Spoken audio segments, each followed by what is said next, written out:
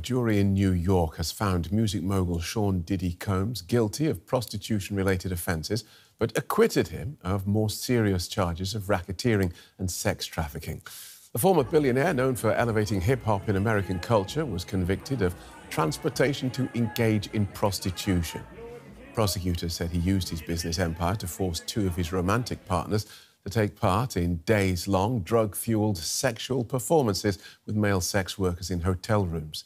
His attorneys insisted the activity was consensual.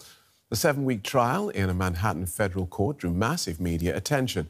Each of the two counts carries up to 10 years in prison, but the final sentence will be set by a judge. Well, one of the first reactions came from the lawyer for the R&B singer, Cassie Ventura. Ms. Ventura was in a relationship with Sean Combs for more than 10 years and testified at the start of his trial. She said she'd been coerced into sex sessions with male sex workers and subjected to violence throughout their relationship. This video shows Mr. Combs assaulting Cassie Ventura in a hotel in California in 2016. It was her civil lawsuit, filed in November 23 and settled within 24 hours, that appeared to spark the criminal cases. Sean Combs has now been cleared of sex trafficking. Here's Cassie Ventura's lawyer, Douglas Wigdall.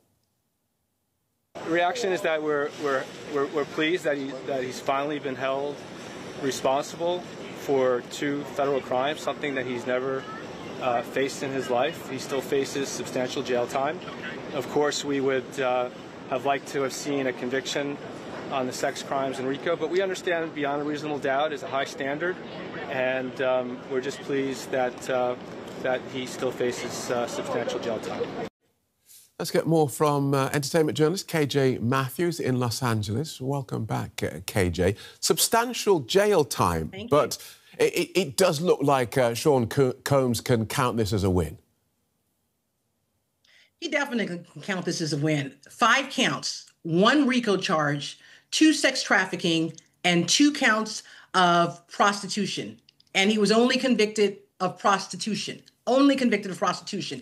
That is the 2 counts that receive the least amount of time behind bars. The maximum time he can spend on each of those 2 counts is 10 years. He's already served a little more than 9 months behind bars. So in the end, when he's sentenced a couple of weeks away, he could just be sentenced to time served since he does not have a prior criminal record, or he could be given a couple months or possibly the maximum.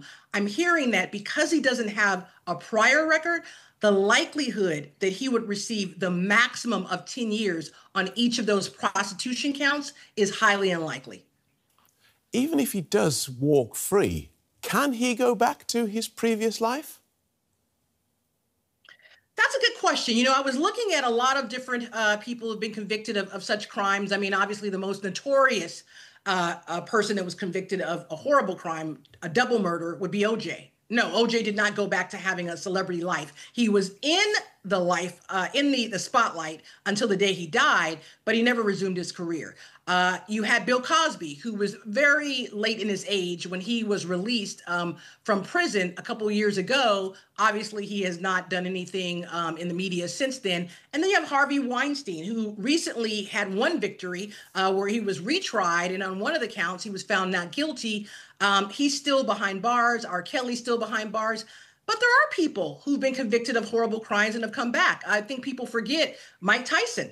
Remember, he was accused and charged with rape, and he was able to bounce back many years ago, going on to do all sorts of movies and a Broadway play and doing a lot of things. So It really just depends. I think the most serious charges that could have held him back would have been RICO. Obviously, he probably would have spent the rest of his life in prison if he had been convicted of the RICO charge, which is a racketeering charge, which carried a maximum lifetime behind bars. And even the sex trafficking really would have done him away. But, you know, it really just depends. I think that Hollywood, like many industries, are a forgiving industry. It just takes time. He was a billionaire. He had a lot of businesses. He has a lot of money.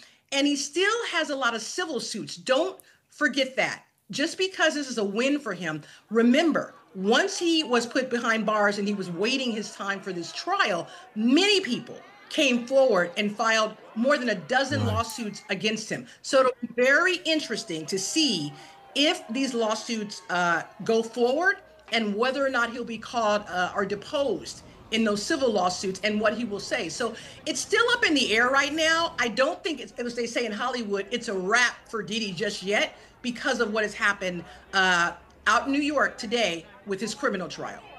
So what happens now then in terms of sentencing or punishment? Right now, they are still in court arguing. I just got something from the defense attorneys who filed a motion to have him released today. They basically have said this: Mr. Combs stand convicted of 2 Mann Acts. That's the prostitution charges. And his sentencing exposure is substantially lower than when the government initially sought detention. Mr. Combs should be released on proposed conditions. However, prosecutors are saying because detention is mandatory under the Bail Reform Act, he is not entitled to release and his detention must be continued. So right now, the prosecution is battling it out with his defense attorneys as to whether or not he should be released on bail, and the judge is listening. So we should have a decision shortly as to whether or not he will be released pending his sentencing. Thanks, KJ. Entertainment journalist KJ Matthews. Thank you. Well, Lisa Bonner is an entertainment lawyer and former litigator. Welcome to DW. So, not guilty and guilty. Talk us through that mix of verdicts. Well, thank you for having me. The jurors returned 3 not guilty verdicts, starting with the most difficult charge, which is RICO. RICO was, the jurors found that Sean Combs was not guilty on RICO, which was a serious count that involved using your human and commercial resources of the enterprise, meaning of his business, in furtherance of the sex trafficking. And once you find, if you were to find that he did use human and commercial resources of the enterprise, you have to find a pattern of predicate behaviors. There were 8 predicate crimes that were charged, which were which were forced labor, obstruction of justice, arson, kidnapping. Those are the predicate crimes that the jurors must unanimously agree on. So they could not unanimously agree on the RICO charge, which is not surprising from a layperson's point of view, because it is very difficult to understand. Legally, I do understand it, as most lawyers do, but in terms of trying to explain a one-man RICO charge with no named co-conspirators is very difficult to understand. And on top of that, you have 40 to 50 pages of jury instructions just on RICO and sex trafficking alone. Okay, so that was the first count. And so that would have been a life in prison if found guilty, not convicted. Up to life. Up to life. Beg your pardon. All right. And where he was found guilty, talk us through what he's been convicted of there. Sean Combs has been convicted by the jury of the lesser charges of transportation for the purposes of prostitution, meaning that he used interstate commerce and crossed over interstate lines and brought commercial sex workers over interstate lines for the purposes of engaging in commercial sex acts. So he was found guilty of those 2 charges. And I wanted to go back and address your other question that we talked about in terms of the other 2 charges where Sean was not found guilty. He was not found guilty on the underlying charges of sex trafficking individually. The first count of RICO used and accused Sean of using his business enterprise in furtherance of the sex trafficking. Counts 2 and 4, I believe, which were the sex trafficking of Cassie and Jane. He individually, Sean Combs, was also found not guilty of those crimes. Okay. Tell us about the defense's strategy.